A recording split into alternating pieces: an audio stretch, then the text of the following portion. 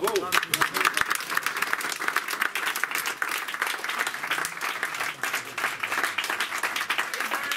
Merci de m'avoir fait la surprise de m'écouter avec autant d'attention. Voilà. Reparler, rebuver, puis moi aussi. Et puis peut-être je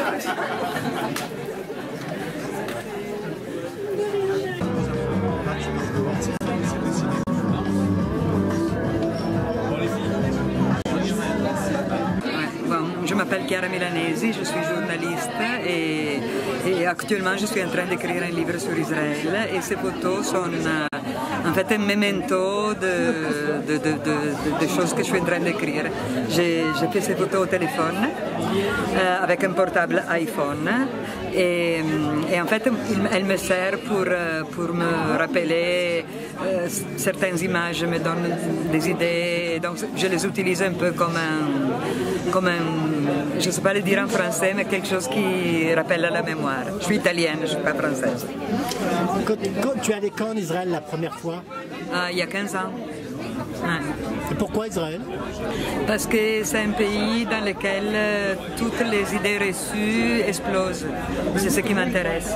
C'est-à-dire que quand on part et on a des idées ou des principes qui ici sont valables, quand tu arrives en Israël, explosent. Et tu ne sais jamais de quel côté te mettre.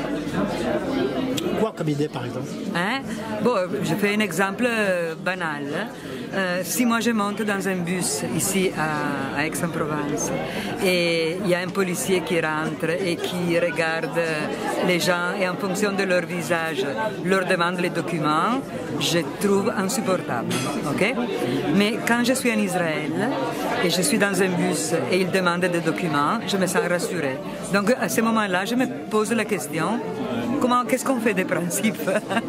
Voilà, ça m'intéresse, c'est un pays dans lequel beaucoup de principes que les gens peuvent avoir explosent face à la réalité. C'est très compliqué, c'est un pays compliqué, complexe, et ce qui m'intéresse, c'est ça. Quelle ville tu as fait? Normalement, moi je passe des mois en Israël, hein, donc quand je suis en Israël, j'habite à Jérusalem, mais après je voyage dans tous les pays, et dans les côtés israéliens et dans les côtés West Bank. Et la dernière fois que tu es allé là-bas, c'est quand la dernière fois? C'était octobre-novembre de l'année dernière, de 2014. Et cette exposition, c'est 15 ans de photos ou non? Non, ça c'est les derniers 2 ans. Tu as ramené combien de photos, toi? Ici, combien de photos il y en a? Ah non, mais moi j'en ai des milliers. J'en ai des milliers, et ça c'est un choix comme ça qu'on a fait. Même vu que je les ai fait au téléphone, c'était surtout dicté par la résolution parce que c'est pas évident avec un téléphone de pouvoir faire des agrandissements. Donc parfois j'ai des photos que je préfère sur mon téléphone mais qui ne peuvent pas être transférées sur papier parce qu'il y a une résolution qui pose des problèmes. Et comment tu as connu ici, en fait, à Aix-en-Provence, en fait? Le centre Fleck, le centre Darius Milhaud, parce que j'étudie l'hébreu et je l'étudie au centre. Et donc il y a 4 ans, quand j'ai commencé à étudier l'hébreu, je suis venue ici parce que justement c'est l'endroit où on peut apprendre le mieux l'hébreu. Et tu vas retourner en Israël bientôt? Oui, je vais en avril. Je serai toujours basée sur Jérusalem, mais je dois retrouver des gens, toute une longue histoire qui fait... C'est très compliqué à expliquer là dans très peu de temps. Je dois rencontrer des personnes avec lesquelles je dois parler. Si tu as un souvenir à raconter, le dernier souvenir très fort que tu as vécu?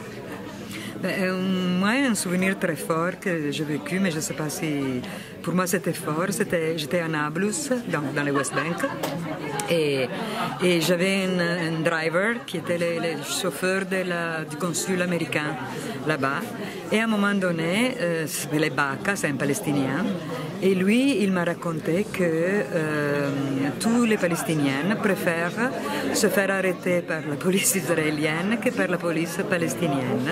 Parce que la police palestinienne les tabasse et il leur prend de l'argent, mais ils s'en foutent de savoir s'ils sont coupables de quoi que ce soit. Et tandis que la police israélienne les tabasse, ne leur demande pas de l'argent, mais ils veulent vraiment savoir s'ils sont coupables de quelque chose. C'est terrible. C'est terrible, oui. Mais en même temps, tu vois comment c'est complexe. quand un Palestinien te dit, moi, si je dois être arrêté, je veux être arrêté par une policier israélienne et pas par une policier palestinienne, ça pose des problèmes quand même.